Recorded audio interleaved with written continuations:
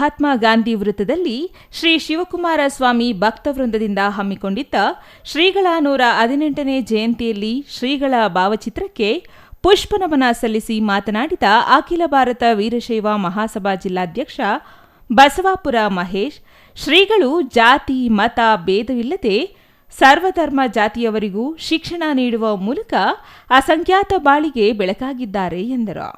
ಅಖಿಲ ಭಾರತ ವೀರಶೈವ ಮಹಾಸಭಾ ತಾಲೂಕು ಅಧ್ಯಕ್ಷ ಟಿವಿ ಮಹೇಂದ್ರ ಮಾತನಾಡಿ, ಶ್ರೀಗಳು ಅಕ್ಷರ ದಾಸೋಹದ ಜೊತೆಗೆ ಅನ್ನದಾಸೋಹ ನೀಡಿ ಸಮಾಜಕ್ಕೆ ನಾಂದಿ ಹಾಡಿದ್ದಾರೆ.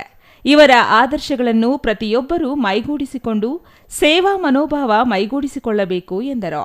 ಶಿಕ್ಷಣದಿಂದ ಮಾತ್ರ ಪ್ರತಿಯೊಬ್ಬರ ಜೀವನ ಹಸನಾಗಲು ಸಾಧ್ಯ ಎಂಬ ಉದ್ದೇಶದಿಂದ ಶಿಕ್ಷಣ ಮತ್ತು ಅನ್ನದಾಸೋಹವನ್ನು ಹಮ್ಮಿಕೊಳ್ಳುವ ಮೂಲಕ ಜಾತ್ಯತೀತವಾಗಿ ಶೈಕ್ಷಣಿಕ ಅಭಿವೃದ್ಧಿಗೆ ತಮ್ಮ ಜೀವನವನ್ನೇ ದಾರೆ ಎರೆದರು ಎಂದರು.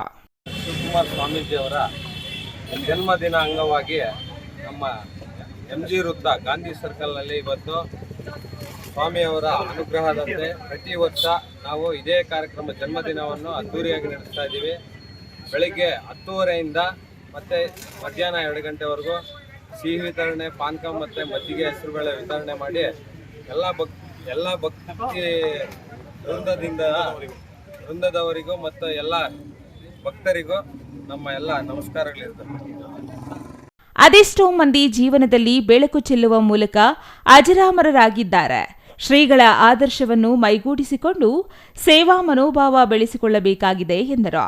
ಶ್ರೀಗಳ ಜಯಂತ್ಯೋತ್ಸವದ ಪ್ರಯುಕ್ತ ಭಕ್ತಾದಿಗಳಿಗೆ ಪಾನಕ, ಹೆಸರುಬೇಳೆ, ಮಜ್ಜಿಗೆ ವಿತರಿಸಲಾಯಿತು. R Manjunath, CTV news, Gauribidanur.